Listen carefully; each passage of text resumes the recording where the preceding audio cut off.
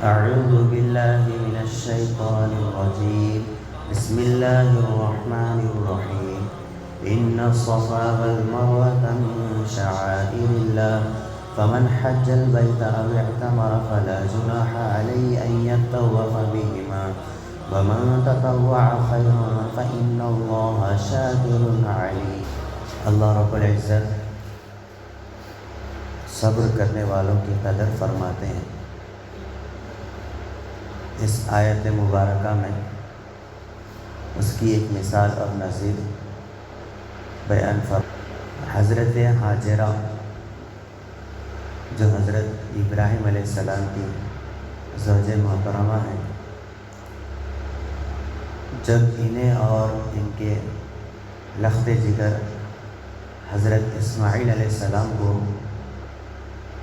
جنگل اور بیاباں میں چھوڑنے کا حکم دیا گیا تھا حضرت ابراہیم علیہ السلام کو، تو جب انہوں نے اللہ کے حکم کو پورا کیا اور اپنی اہلیہ اور اپنے لڑکے کو ایسی جگہ پر چھوڑے جہاں پر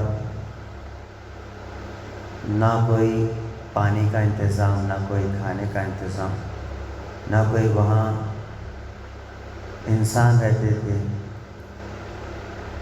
جہاں پر ہریالی نام کی کوئی چیز، یعنی ایک دم خشک علاقہ، جہاں پر نہ درخت ہو، نہ کھیتی ہو، نہ کوئی مخلوق وہاں بستی ہو، چار پہاڑوں کے درمیان خشکی کے علاقے میں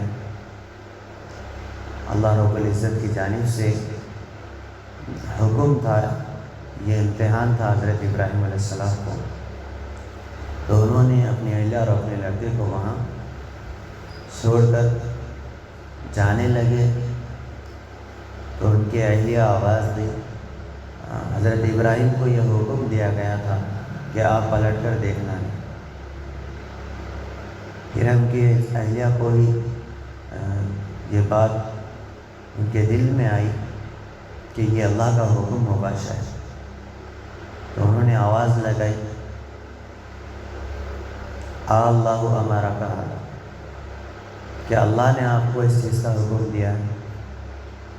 ہاں، جب حضرت ابراہیم علیہ السلام اپنے سر سے اشارہ کیا تو سمجھ گئے کہ تب تو اللہ ہمیں ضائع نہیں کرے گا.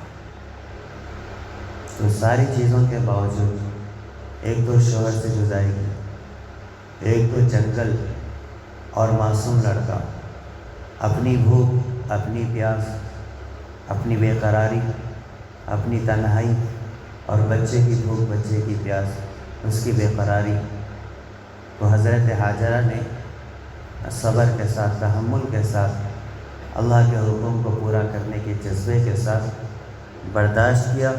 تو اللہ رب العزت نے حضرت ابراہیم علیہ السلام کی بھوک کو مٹانے کے لیے جو یہ چکر لگا رہے تھے صفا سے مروہ، مروہ سے صفا، ان کے اس دوڑنے کو، ان کی اس سعی کو قیامت تک کے لیے یادگار بنا دیا. اور ہر حاجی کے لیے یہ ضروری قرار دیا گیا کہ وہ صفا اور مروہ کی سعی کرے. یہ اللہ رب العزت ان کی ادا اللہ کو بہت پسند آئی، تو یہ قیامت تک ان کی یادگار کے طور پر یہ عمل ہوتا رہے گا.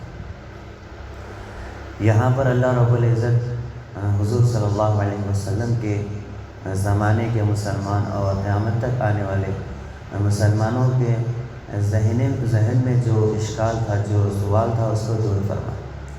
وہ یہ تھا کہ زمانے جاہلیت میں، یعنی حضور کے تشریف لانے سے پہلے جو زمانہ تھا اس کو زمانے جاہلیت کہتے ہیں.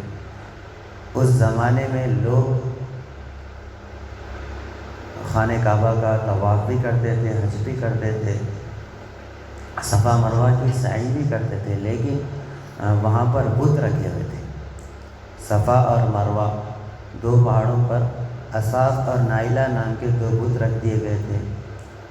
تو لوگ ان بتوں کی تعظیم میں سعی کرتے تھے.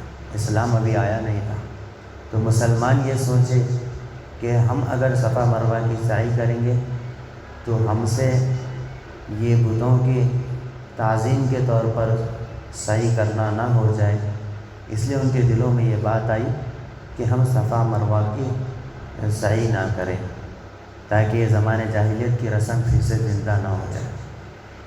جبکہ اسلام آنے کے بعد وہاں سے بت ہٹا دیے گئے تھے، تو اللہ رب العزت اسی کی وضاحت فرما رہے ہیں کہ اس کی سعی کرنا اسلام کے آ جانے کے بعد، بتوں کے وہاں سے ہٹ جانے کے بعد، اس میں کچھ خرابی نہیں ہے، کچھ اندیشہ نہیں ہے، یہ اللہ کی ناراضگی اور پکڑ کا سبب نہیں ہے، بلکہ یہ موجب ثواب اور موجب فضیلت ہے کہ یہ سعی کرتے ہیں۔ اللہ کو یہ ادا بہت پسند آئی تھی، اور جو بھی اس پر عمل کرے گا قیامت تک اس کے لیے ثواب کی اور اجر کی چیز بنے گی۔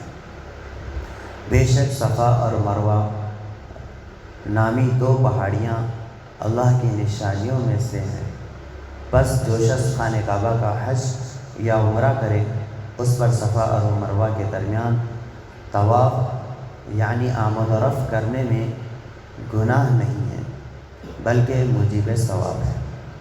اور جو کوئی اپنی خوشی سے نیک کام کرے تو اللہ لوگوں کے اعمال کی قدر کرنے والا اور ان کی نیتوں کو جاننے والا ہے۔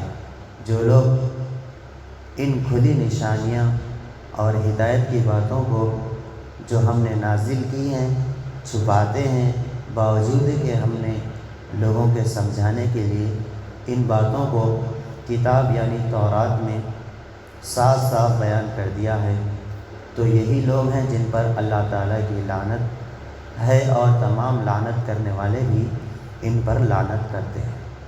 اللہ رب العزت سے دعا اللہ تعالیٰ ہم سب کو قرآن مجید کا صحیح فہم اور سمجھ نصیب فرمائے۔ سبحان اللہ الحمد للہ۔